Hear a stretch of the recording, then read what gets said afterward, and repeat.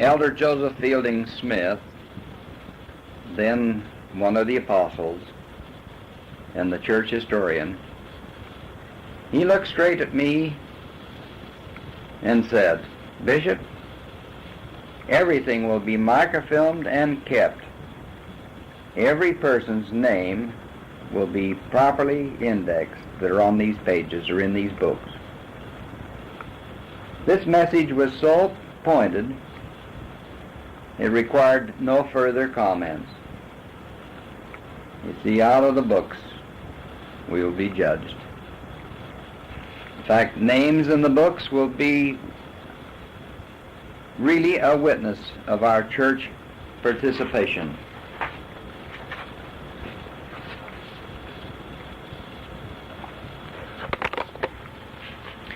In 1965, David was attending the Weber College Business School. He wanted to actually experience operating some kind of a business while in school. He and I had been observing various businesses and were attracted to the V1 Oil Company's cut-rate gas business south of 12th Street and on Kiesel Avenue in Ogden. We ferreted out from the employees all information we could get every time we bought gas. And in the meantime, I met Glenn Massey, who wanted to sell a closed root beer stand at 820 Wall Avenue. Arrangements were made with Ray Kennedy of the Bank of Utah for financing the building and this property and the adjacent swim school. On Thanksgiving Day, the men in our family helped in the first remodeling phases of the root beer stand. Albert Liston spent considerable time with David and I during the days following in removing windows, nailing up paneling, and installing 8 layers of insulation in the rear part for a refrigeration area to accommodate fresh milk and cool drinks. These 8 layers of insulation included cane board, visqueen, and fiberglass. I bought and hauled used cooler display racks and glass doors from the John Wernley Company in Salt Lake City. Jerry Brown from Marvian Sign Company designed and fabricated our first rocket sign for $1,800. We established a patent with the state of Utah for the rights to the rocket name. War surplus tanks in the shape of rockets were used as pedestals for the signs and the lights on the islands.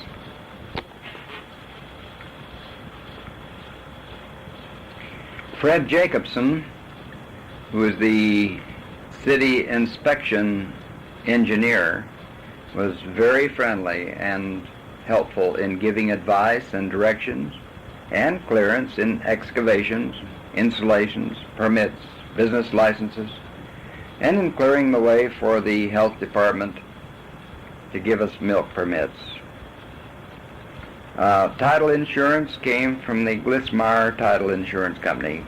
Gene Mendenhall from the Service Station Supply Company in Salt Lake City supervised the installation of the gas pumps, the pedestals, lights, and island construction.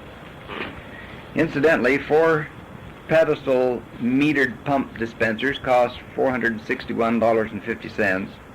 2 submersible hydro pumps in the tanks cost $235.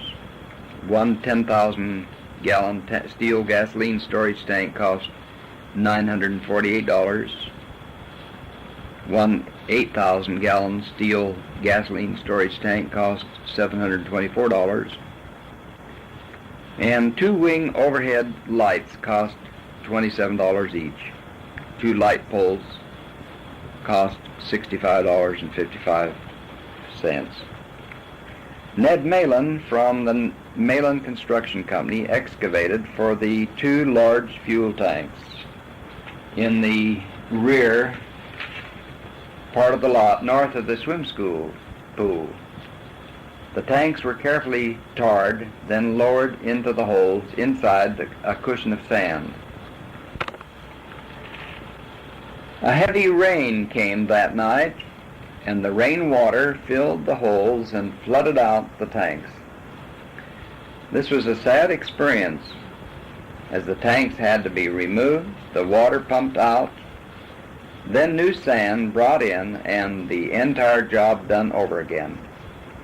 When completed, and the job nicely done, we had Caribou Oil pour in a tanker load of 2,000 gallons of gasoline. Another rain came on Saturday night and began filling the holes which were not completely covered. Early Sunday morning, I drove to the site and found the tanks beginning to rise. I hurried to North Ogden, found Ned Malin, who had returned from Sunday school, and he came with me. We placed timbers on the tanks, and he drove his heavy Caterpillar tractor onto the tanks. The tank containing the fewest gallons of gasoline continued to rise. This proved to us the powerful lifting ability of water when displaced with air.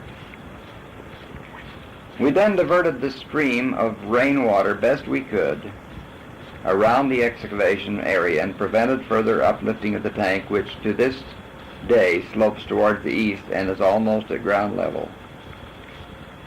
Insurance from Buckner Insurance Company was obtained. The Lawrence and Robert Muirbrook Dairy in West Warren supplied the milk products, and J. and Rule Call with the Caribou Oil of Salt Lake City supplied the gasoline products, and the Ron Halverson Plumbing Company installed the 1.5 horsepower cooling condenser for the walk-in cooler room. The grand opening dates were set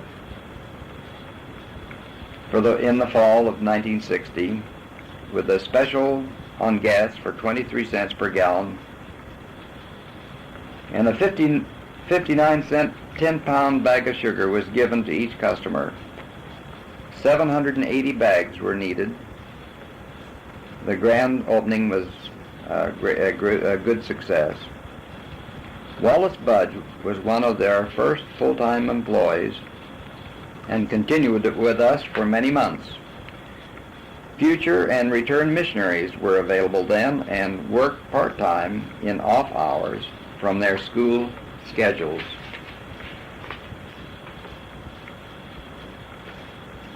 David directed the operation of the station while attending Weber College.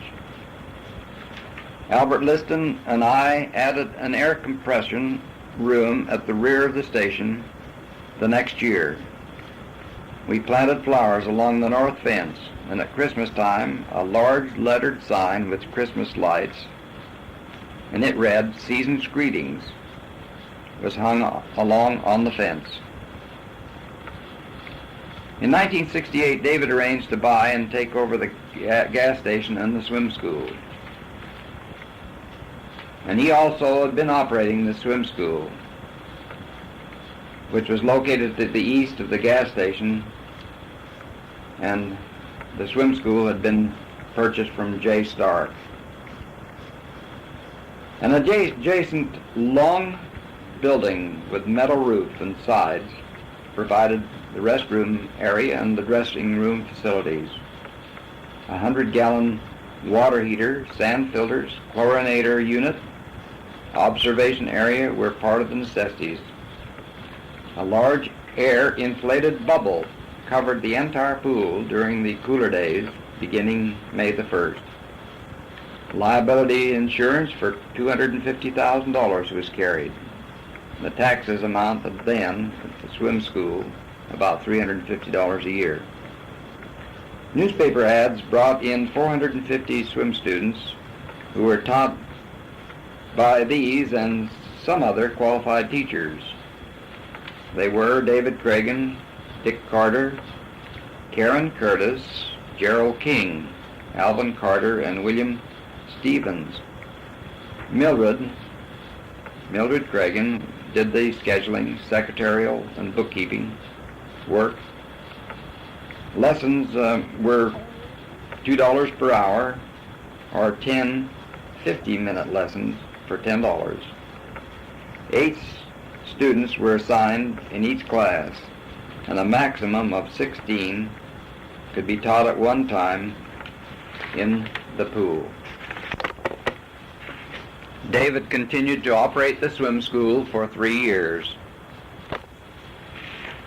A small Pioneer gas station stood vacated at the corner of Monroe and 28th Street in Ogden in 1966.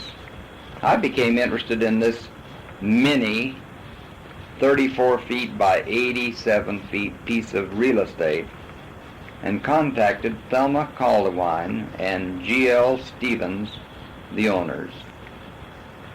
Mr. Williams operated this gas station for many, many years, but had recently died. And since the gas station had its beginnings before zoning laws, it was in 1966 listed as operating in a non-conforming zone. After its closure, the city could, within 6 months, condemn the property and force the operators or the owners to use the property for some other purposes. This expiration date was near and called for prompt decisions, and we purchased the property and buildings for $16,000, then removed all the buildings and the old fuel tanks. The holes near the street were filled with gravel. I spent much time laying out this small area for a building, dispensing pedestals, and excavations for 2 large fuel tanks. The new fuel tanks were set in the ground, covered up, and filled full of fuel. We didn't want to repeat the floating out experience we had previously had at 820 Wall Avenue. Excavations for sewer and water were dug and opened up when a severe fall storm of snow and rain suddenly came. The heavy runoff down 28th Street Hill came in to our trenches through the area, then lacking storm gutters. Most of our lot was covered with water many inches deep.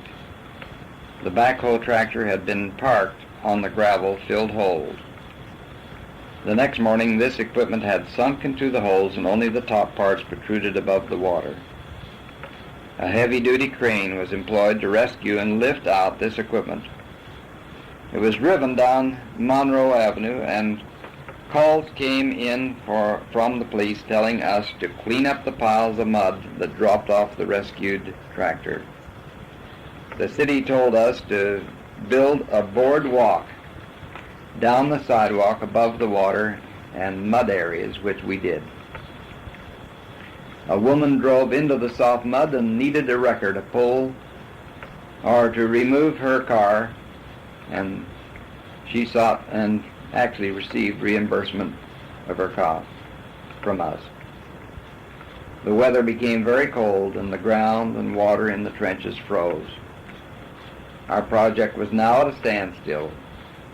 With city pressures on us, we built dikes of sand and straw to redirect the runoff waters. On Thanksgiving Day, the weather moderated somewhat, and the Bachman Plumbing Company, for double pay, came and hooked up our city water so that the 28th Street excavations could be filled and barricades removed to help the traffic situation. We still couldn't move the frozen earth to fill trenches until the arrival of the January thaw. Our problem during these cold winter months were multitude. The unhappy neighbors and street department, the street department of Ogden, both were relieved when we were able to continue with the project. We spent many evenings during that period of time doing everything possible to ease the inconveniences and prevent possible problems. In March Sidney Wyatt built a miniature building on the southeast corner. Jerry Young with Marvion Sign Company fabricated and erected the rocket sign. In early spring, most things were in order to prepare for a grand opening. And in May 1967, publicity brought a good turnout. Don and Ann Cragun handed out 500 10-pound bags of 59-cent sugar to the new customers, and we were at last in business. In 1968, I purchased 27 acres of land in the lower southwest part of Pleasant View near the railroad tracks. I contracted to pay Harold T. Jones $35,000 for this marginal land. And 1 year later, I cleared the southeast corner at 27 North and Highway 91 in preparation for construction of our third self-service gas station. Earl Larson hauled in many loads of fill dirt. 200 feet of 30-inch galvanized pipe at $5.39 per foot were used to pipe the drainage water in the east-west bar pit. Tuft Wheelwright, Weber County road supervisor then, he set this piece of pipe in place. Albert Liston and I laid out the building and pump lanes. And to get these exactly right, we readjusted the directions and measurements many times. Albert, with some help from Sidney Wyatt, erected the building, and Albert and I did all the cement work. Cut side drain into the main line drain and set in place the large upright storage tanks for the gasoline at the rear of the building. These tanks were set upon a loose rock foundation,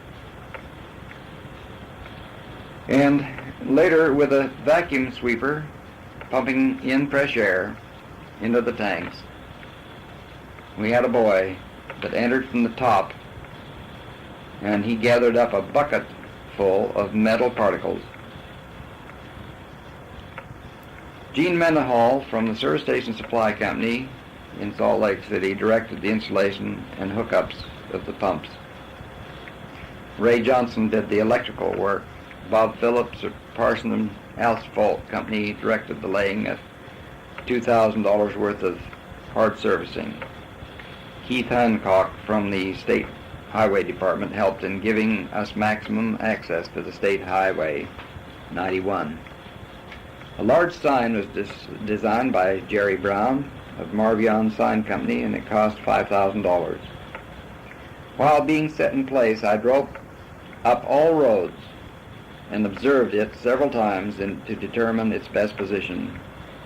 We finally settled for an unexpected angle, which since then has turned out to be for sure the best to be viewed from all roads from any direction. The Robinson Well Drilling Company from Salt Lake City was employed to drill an 8-inch well. The pipe was perforated at 155 and 163 feet, and 381 to 384 feet, and 410 to 510 foot levels. We obtained a stream flow of more than 500 gallons per minute. The water was warmer than expected, about 72 degrees Fahrenheit. The cost of the well was about $5,000.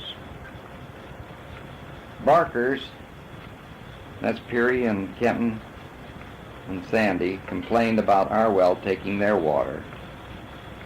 Peary's well was perforated at 290 and 300 feet. Kenton's was perforated at 240 to 300 feet.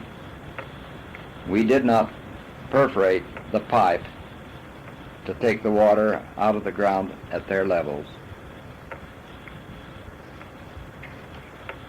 To harness this water, a professional welder was obtained to weld on collars so that we could cinch down a large wheel valve that I obtained from Smith & Edwards. A 1-inch line, a water line, was piped to the service station. The grand opening of the station was November the 12th, 13th, 14th, and 15th of 1969. A 5-pound bag of sugar was given to each customer with a tank of gas, which was then purchased at the price of 29 cents per gallon. On the large advertising handbills was printed, "Try our gas, you'll like it, and save money too." We distributed nearly 2 tons of sugar. At a later date, David purchased the land and the station from us. We had tried to obtain the vacated house and property south of our Monroe gas station in Ogden. Finally, in 1968, the neighbors joined with the Caldewines, who were the next door neighbors, in petitioning the city to allow us to extend the non-conforming zone to include this condemned vacant house and property so that we could construct a small car wash. After unsuccessful hearings with the Planning Commission, Fred Jacobson, the city engineer, assisted us in obtaining another hearing and the final approval. The neighbors and others that were in favor of the approval had felt that a car wash would be much more desirable in this residential neighborhood than this deserted house, which had been in recent years a place for undesirable transient families. The purchase of this house and property from J.W. Broadwater of Salt Lake City had been delayed pending the rezoning decisions. A Mexican family of adults had been paying some rent to Broadwater and refused to vacate. We were told it would require time and drawn-out legal procedures to force people to evacuate a home. Fred Jacobson, the city engineer, said the best way to get them to leave is to tear off the doors. This we did after having given them time and knowing they had found another place. The neighbors reported that these unwelcome guests set into motion loud rock music, and they sang and chanted and screamed into the night. The entire neighborhood was relieved the day that Ned Malin arrived and demolished and removed the building. The cost to us was $600. Sidney Wyatt was employed to build the new car wash building. He did the entire job. The equipment room was built below ground level under the wash bays. A network of 1-inch plastic pipes was placed in the floors and walls. Antifreeze fluid was warmed by a heater and then pumped through these pipes during the freezing winter days and nights. Sprinklers were installed on the floor surfaces in the wash bays, and with a pull on a cord, customers could wash off dirt, road grime, and salt and ice. These innovations were popular and afforded favorable conditions to facilitate patrons cleaning their cars, even when dressed in their good clothes. The grand opening was held during the days of November the 12th, 13th, 14th, and 15th in 1969. To provide these and other services, extra and special equipment was necessary.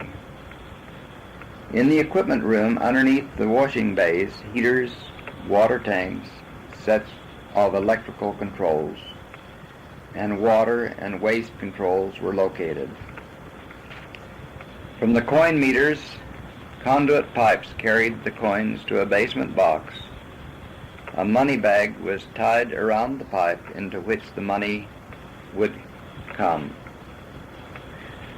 The upkeep of these facilities was a constant need.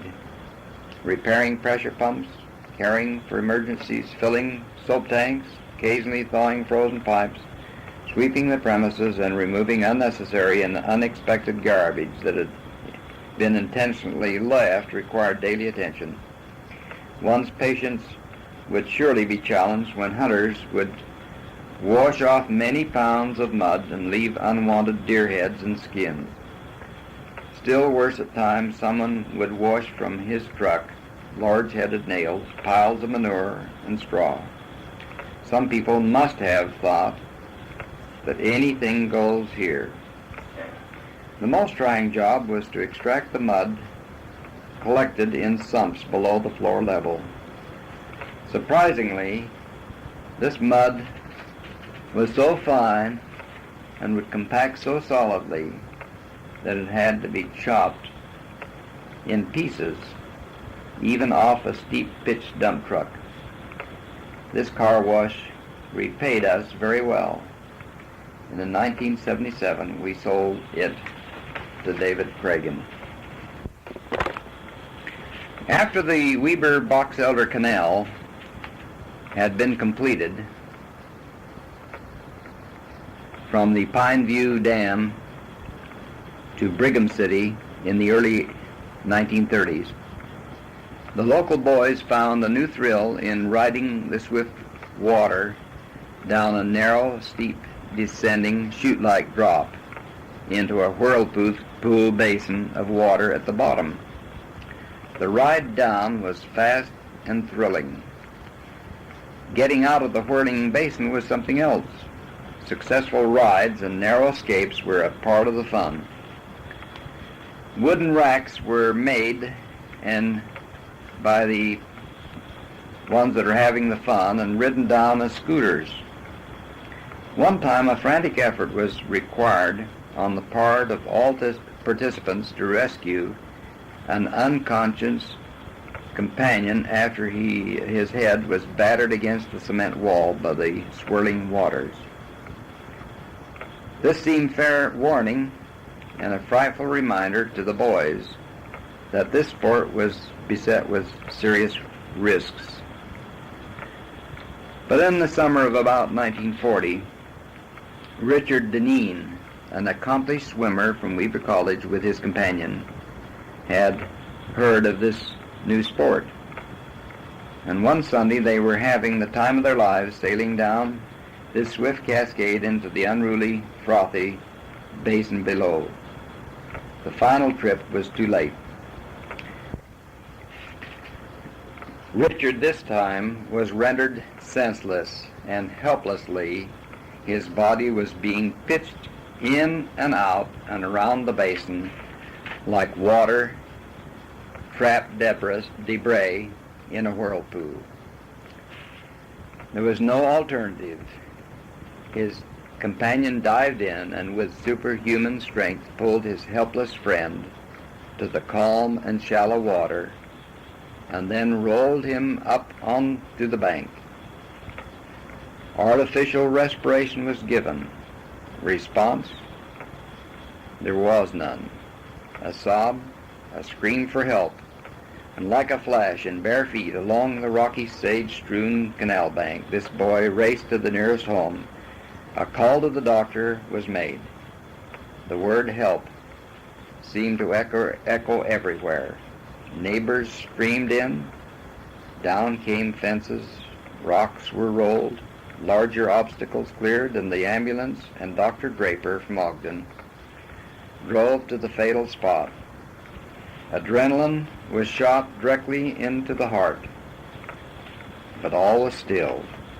A beautiful body lay helpless, and the father's cry broke the silence. The fun was over.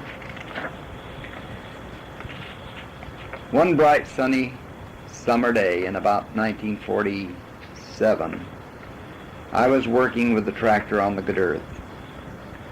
The unusual quietude of that place was as enjoyable as ever before.